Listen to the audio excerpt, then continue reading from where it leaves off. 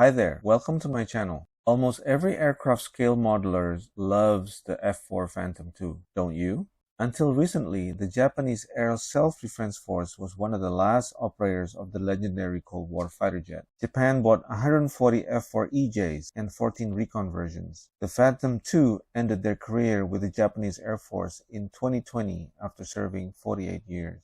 In this video, I'm going to show you 7 simple steps to improve this old legacy kit. This kit is very simple. It was released in 2004 and has no more than 130 parts. So it has been 20 years ago. Is it still good? And can I make it into a nice model? For the cockpit, I use only the parts from the kit. The basics are there, so it's more about working on the painting, detailing, and weathering. I use a magnifying glass to do all these detail work.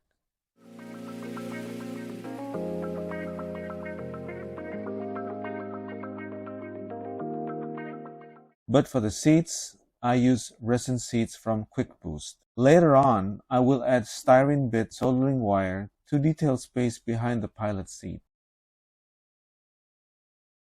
For the nose camera bay, I just painted it German gray because very little can be seen.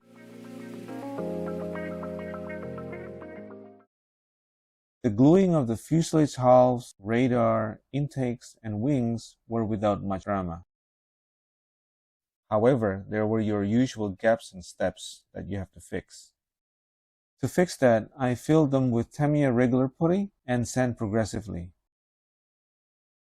But some panel lines didn't align very well, so I had to make new lines and rivets.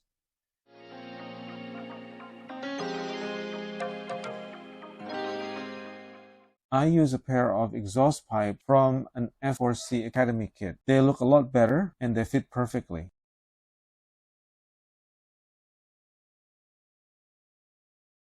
This is the most time-consuming part of the build.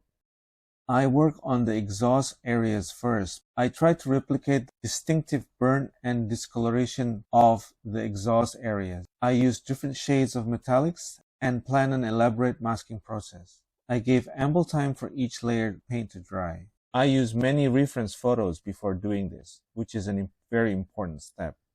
The extreme metallics are a strange lot. They work well with Mr. Leveling Thinner, but enamel-based washing will eat into the paint. If you know why, please share in the comment. Thanks! This is where I installed and masked the clear parts for the cockpit and camera nose. Due to the shape of some of the parts, I used Parafilm M to mask some windows.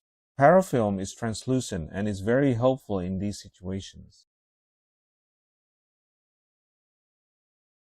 The Japanese F4s are notably beautiful. The instruction guides you to paint aircraft from the 501 squadron. I use the recommended Mr. Color paint jars. They were light green, fill green, and light brown. The lower section got some light gray, while the anti-glare panel and radome with flat black.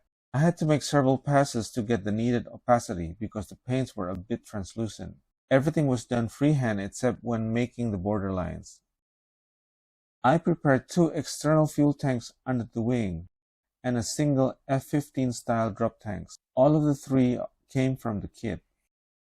The ECM pod is from a Hasegawa Weapons Set. The underwing gallons were painted fuel gray and light gray. I painted the central line drop tanks gunship gray and the jammer pod olive drab.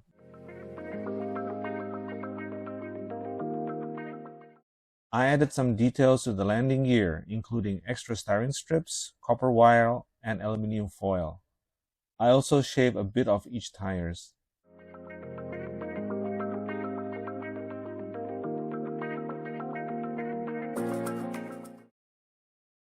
All of the stencils, squadron emblems, and other markings went on smoothly. However, the red fuselage band and the Hinomarus disintegrated when I was transferring them. To reproduce the Hinomarus, I used a circular cutter. I carefully painted the larger disc flat white and the smaller inner one flat red.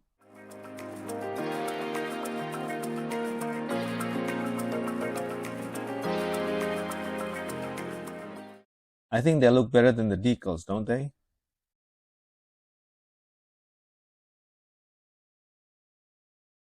I replicated the weathered, faded, and dirty look by spraying over heavily diluted paints. I used a total of 6 different bottles. Several layers of thin coats were sprayed through my R-Tool FX and Ushi's airbrush template for a more randomized effect. I washed the panel lines, external fuel tanks, and landing gear. I gave more washing, oil stain, soot to the lower part, and fuel spills to the tanks.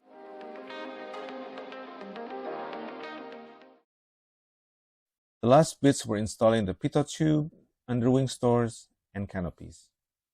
This kit is old, but it still has it. It just needs some slight modification and paints and weathering using new techniques. I had a great time working on the project, which was a pleasure to build. Hope you liked this video. Thanks for watching, and see you soon.